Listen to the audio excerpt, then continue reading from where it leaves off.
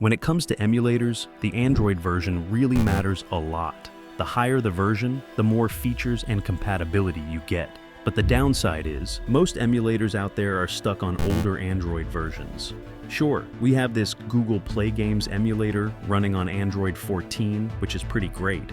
But today, we're diving into a new emulator, and the good thing is, it runs on Android 15. This means you will get access to features that no other emulator is offering right now. So, without further ado, let's get into the video.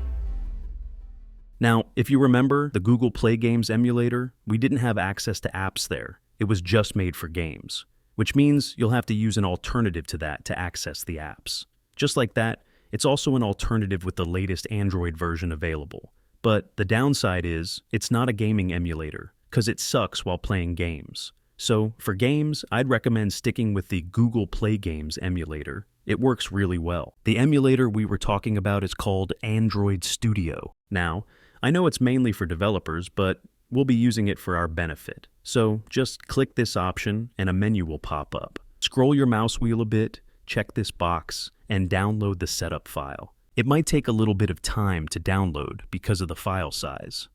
Now, the installation phase is easy, so I'm leaving it to you. When you open it for the first time, you'll see an interface like this. Now, just keep clicking Next through all the menus until you reach this section. Once you're here, select both of these license agreements one by one and accept them.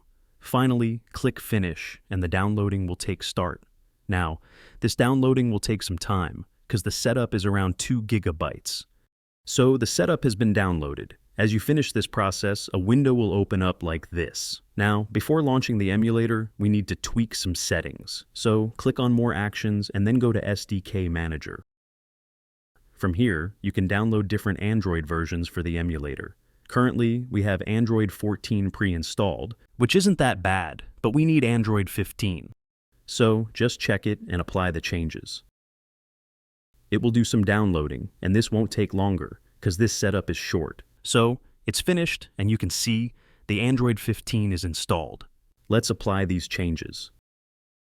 Now, once again, click on More Actions and then on Virtual Device Manager. To launch the emulator, just click on this play button and it will start opening.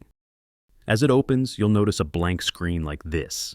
This is because it's in a shutdown state right now, and we'll need to boot it. So, click on the Power On button and it will start up. Now, this is running on Google Pixel Android, and that's why we're seeing their startup logo animation in the start. Finally, the emulator is ready to use. Just like other emulators, you can control the basic functions from this sidebar. Now, if I open up the Play Store, you can see that all the apps and games are available. For testing, I've already downloaded these 2 apps. The calculator works perfectly, without any error, like a normal app. But when I tried to open up this game, it was closing automatically. And it happened with another game too. I'm not sure why this happens, but one thing is clear. It happens with games only. And that's it for this video, my friends. Thanks for watching, and I'll see you in the next video.